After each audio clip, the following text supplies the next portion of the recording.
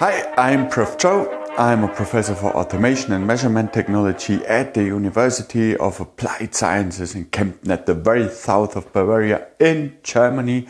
And this is part of my lecture on measurement technology there. This lecture is AI accompanied. That means use the link below to get hold of a large language model which teaches you all the content which comes along with this lecture, including all exercises, all contents and whatever you may need. Okay, this video is about chapter 6, which is dedicated to measuring resistances. That's an important topic overall because resistances of materials change due to a lot of physical effects out there. So literally the resistance, the electrical resistance of any material will change when changing its physical properties in any other which way. That is, to be honest, directly due to the fact of thermodynamics, which couples all variables out there together, changing one variable along with another variable and so on. Okay, now what about measuring resistances? We already know everything we need to know because we can measure the voltage and we can measure currents. Meaning that using Ohm's law, we can just calculate a resistance. R is U over I. Okay, just let's go the direct way using a current meter and a voltmeter to measure both voltage and current. We have two options there, which I want to talk about. Meaning the first option, we have our resistor R over here, and we directly measure the current behind it, and we are measuring the voltage covering both the voltage which drops at the resistor R and the voltage which drops at the resistance of our current meter. This type of measuring is called current correct. Why is it current correct? Quite simple. Looking at the current flowing along our resistance R, the very same current will flow along our current measuring device.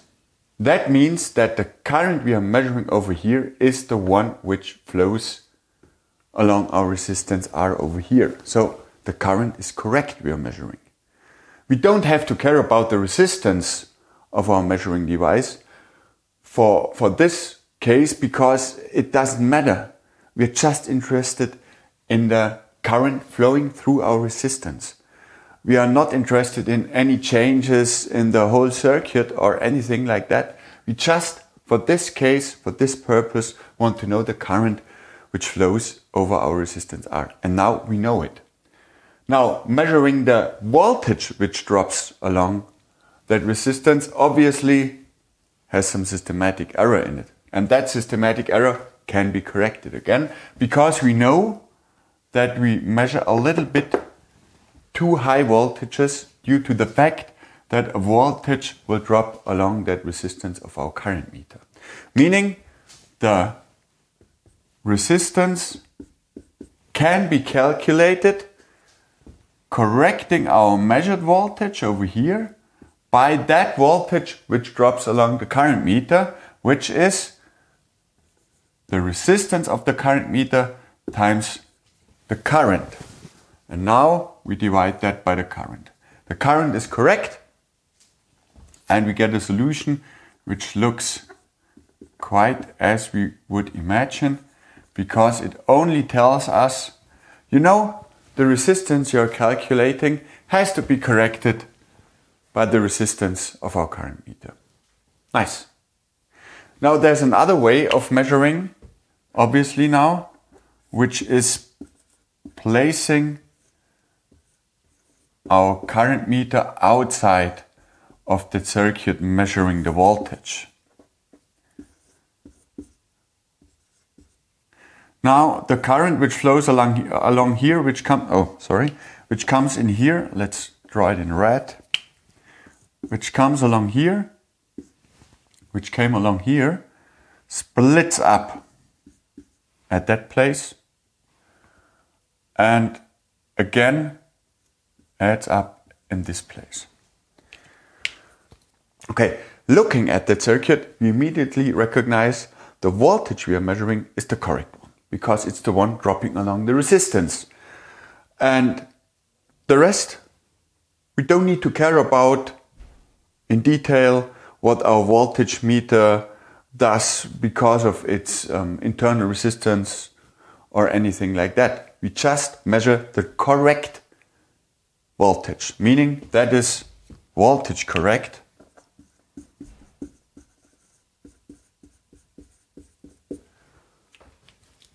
And we get 2 thumbs up for our voltage we are measuring. But as you see, that current now splits up into 2 directions, meaning the current we are measuring over here is not the current flowing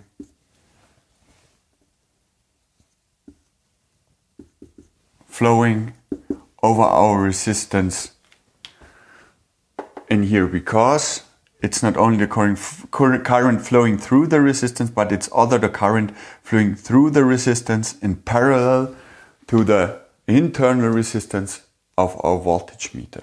So we have to correct the current in this case, but as beforehand, that's not complicated at all. We can use our voltage measurement over here and just divide it by the current which has to be corrected. So the measured current over here has to be corrected by the current flowing over the resistance of the voltage meter over here, and that is nothing more than the voltage we already know divided by the internal resistance of our voltage meter.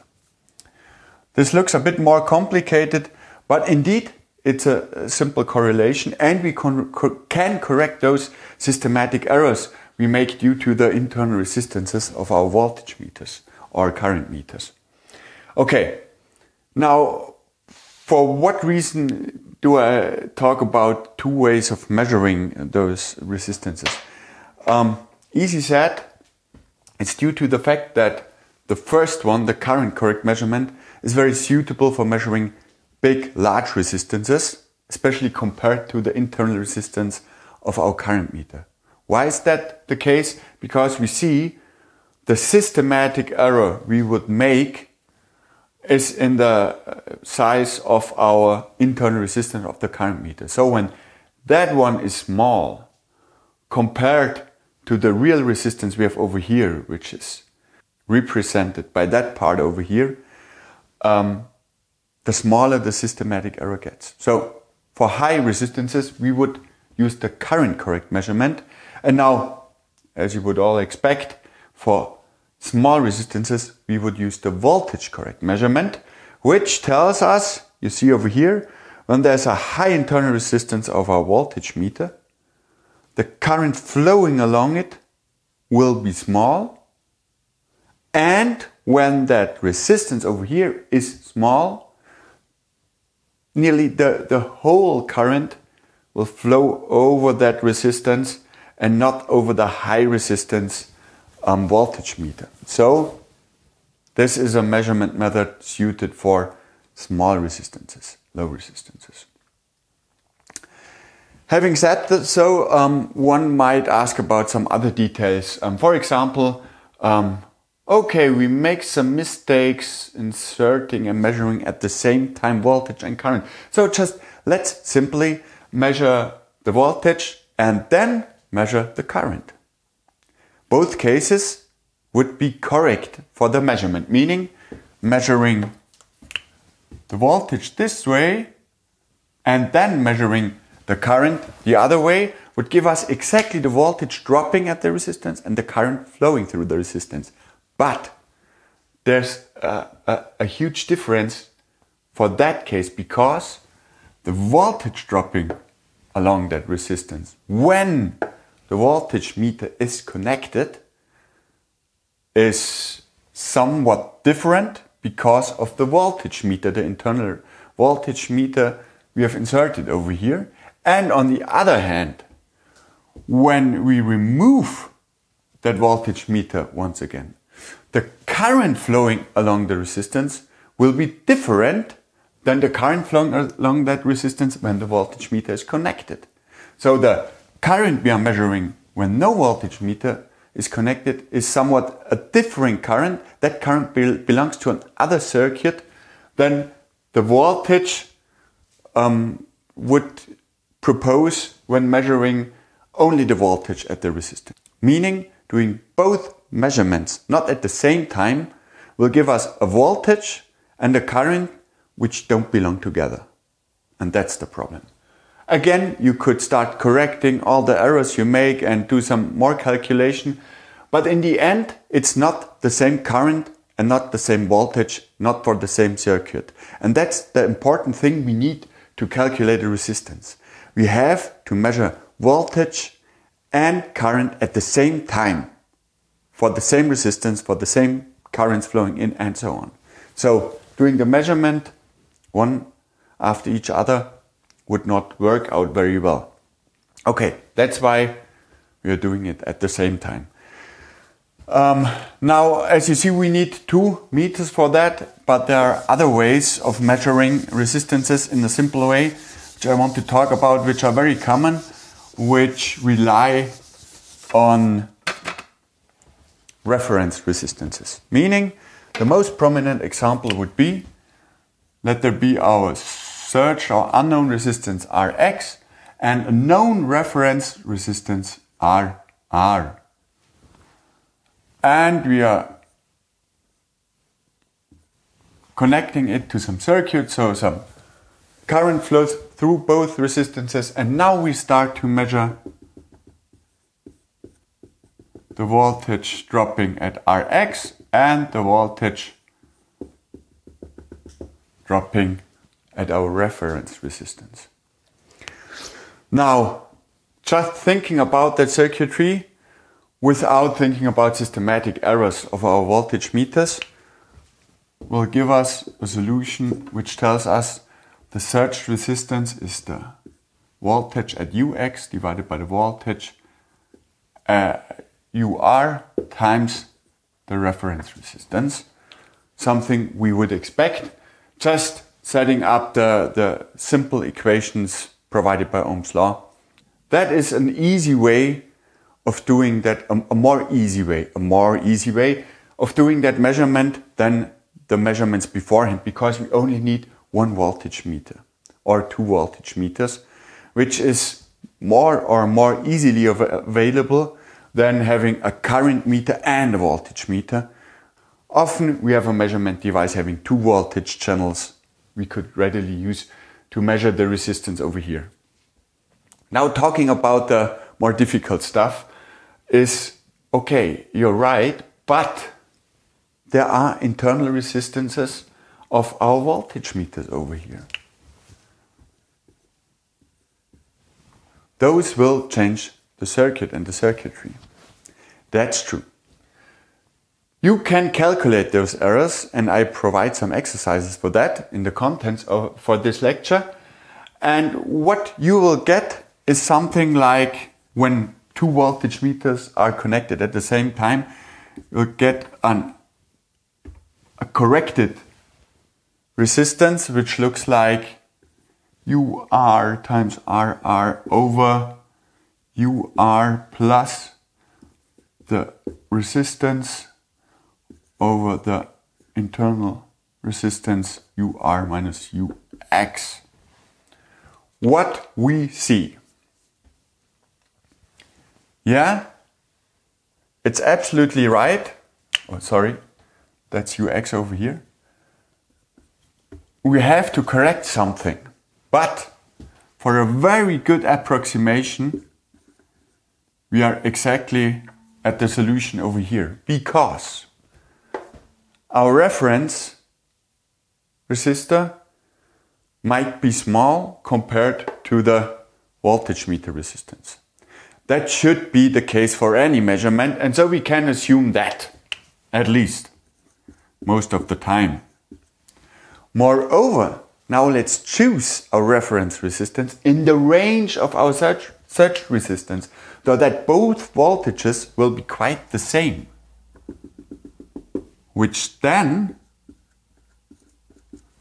would even more reduce the term in the denominator, which is the error when not thinking about the internal resistances over here. Overall, all together, looking at that equation, we realize using that setup, we even can reduce that systematic error to a very, very small value.